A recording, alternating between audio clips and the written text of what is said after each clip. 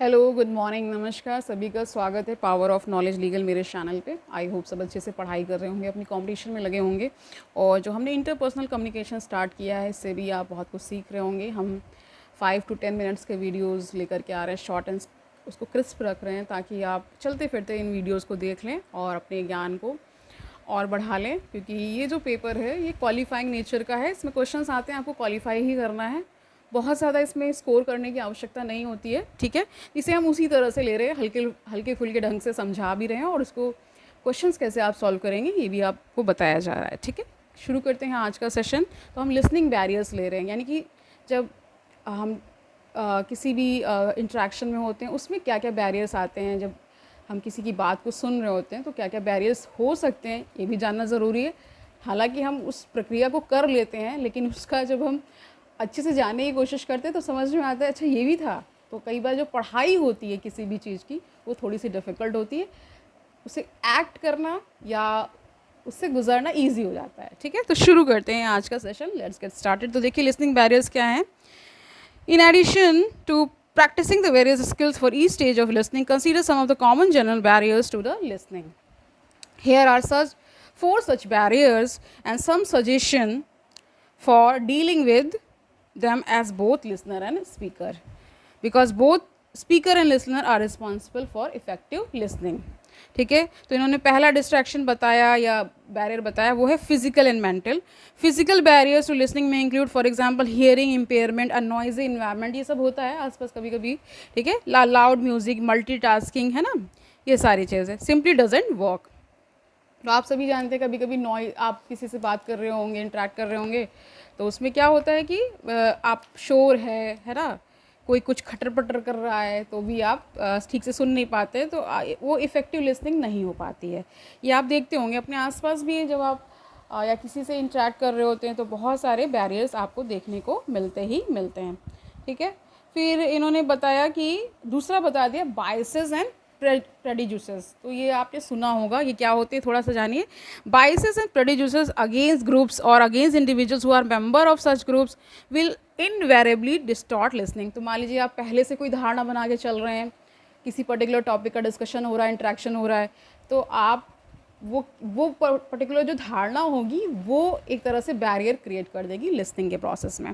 For example, a gender bias that assumes that only one sex has anything usual to say and certain topics, है ना, will likely distort incoming messages that contradict this bias. Okay, as a listener, be willing to subject your biases and prejudices to contradictory statements या information, ठीक है।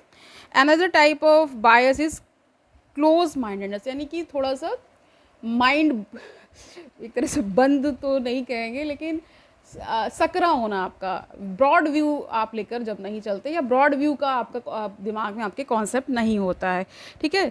तो जैसे कि इसमें example दिया है कि अ पर्सन जो who refuses to hear any feminist argument, especially ये मेल्स के साथ होता है कि वो फेमिनिस्ट आर्गूमेंट को उतना अप्रिशिएट नहीं करते हैं, और एनीथिंग अबाउट गे मैरिज ये सब चलता ही रहता है, ठीक है। तीसरा इन्होंने बताया लैक ऑफ अप्रोप्रिएट फोकस, यानी जब लिसनिंग का प्रोसेस हो रहा होता है, आप किसी से वार्ता कर रहे होते हैं, तो उसमें आपको मान लीजिए फोकस ही ना हो ठीक से, आप ध्यान ही ना लगा पा रहे हो कि ये पर्टिकुलर व्यक्ति क्या कह रहा है।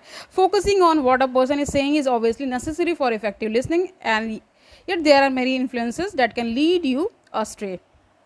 For example, listeners often get lost, यानी कभी कभी बात करते हुए आप खो जाते हैं, तो आप अपना फोकस खो देते हैं। ये सब चीज़ें होती हैं कम्युनिकेशन के प्रोसेस में ही, ठीक है, जब कम्युनिकेशन हो रहा होता है, ठीक है। At times people will listen only for information with an obvious relevance to them, but this type of listening only prevents you from expanding your horizon. तो इससे क्या होता है कि आपका हॉराइजन, आपका जो दायरा है वो बढ़ नहीं पाता है, और आप इफ़ेक्टिव ना ही लिसनर बन पाते हैं ना ही कम्युनिकेटर बन पाते हैं, ठीक है। चौथा बताया गया प्री मैच्योर जजमेंट, यानी पहले से ही जजमेंट आपने किसी टॉपिक को लेकर के दे दिया होता है, पहले से ही आपके दिमाग में कोई प्री मैच्योर जजमेंट होता है, तो भी ये कहा जाता है कि क्या है, ये बैरियर है लिसनिंग के प्रोसेस में, ठीक है। Perhaps the most obvious form of premature judgement is assuming you know what the speaker is going to say. कई लोग कहते हैं मुझे तो पता है, मुझे तो पता है, ऐसे लोग बोलते हैं। So there is no need to listen them, तो ये समझते हैं कि ये लिसन करने की या सुनने की आवश्यकता ही नहीं है, बट ऐसा नहीं होता। हर व्यक्ति का विचार थोड़ा सा डिफरेंट हो ही जाता है, तो हर व्यक्ति को जब वो कम्युनिकेट कर रहा है तो सुनना आवश्यक होता है, ठीक है। लेट द स्पीकर से व्हाट ही और शी इज़ गोइंग टू से before you decide that you already know it. As a speaker, of course, it's often wise to assume that listeners will do exactly this, so it may be helpful to make clear that what you are saying will be unexpected. तो इस तरह से इसमें बहुत सारी चीज़ें बता दी गई हैं, ओके। और एक यहाँ पे बात आ रही होमोफोबिक लैंग्वेज की। तो at the organisation where you work, homophobic language is rampant in small groups but totally absent in formal meetings, ठीक है। तो कह रहे हैं कि किसी किसी ग्रुप में होते हैं कि कुछ वो अपने वो शॉर्ट फॉर्म्स बना लेते हैं वार्ता करने के लिए, कम्युनिकेशन करने के लिए, जो कि अदर ग्रुप्स या अदर सोसाइटी एंड लार्ज में वो चीज़ें नहीं चलती हैं। लेकिन वो इसीलिए उसको कह दिया होमोफोबिक लैंग्वेज, यानी वो उतने ही लोग समझ रहे हैं, उतने ही लोग समझ पा रहे हैं, ठीक है। You want to point out this hypocrisy but don't want to make enemies or have people think you are going to cause legal problems for them, what option. अच्छा, ये एक तरह से इन्होंने एक्सरसाइज दे रखी है, उस पर ज़्यादा हमें जाने की आवश्यकता नहीं है। तो हमने जान लिया 4 टाइप्स के बैरियर्स बता दिए हैं। पहला इन्होंने बताया था कि आपको क्या होता है कि फिज़िकल एंड मेंटल कुछ इश्यूज़ होते हैं जिसकी वजह से आप बहुत ज़्यादा उसमें फोकस नहीं कर पाते हैं ना, फिज़िकल बैरियर्स है ना। और मेंटल बैरियर्स का यहाँ पे ये मतलब है कि जैसे मान लीजिए आप किसी से कम्युनिकेशन कर रहे हैं और वहाँ पे नॉइज़ है, टीवी चल रहा है या कुछ और चल रहा है, या आप मेंटली कुछ और सोच रहे हैं, आपके दिमाग में चल रहा है। और आप कई बार ऐसा भी आप समझ सकते हैं कि आप मान लीजिए फिज़िकली इल हैं, ये मैं एडिशन में आपको बता रही हूँ, आप फिज़िकली इल हैं या मेंटली आप उतने ज़्यादा स्वस्थ नहीं है, तो भी आप जब कम्युनिकेट करते हैं तो उतना अच्छा वो कम्युनिकेशन होता नहीं, आप लूज़ कर जाते हैं अपना फोकस, ठीक है। दूसरा इन्होंने बायसेस एंड प्रेजुडिसेस के बारे में बोला।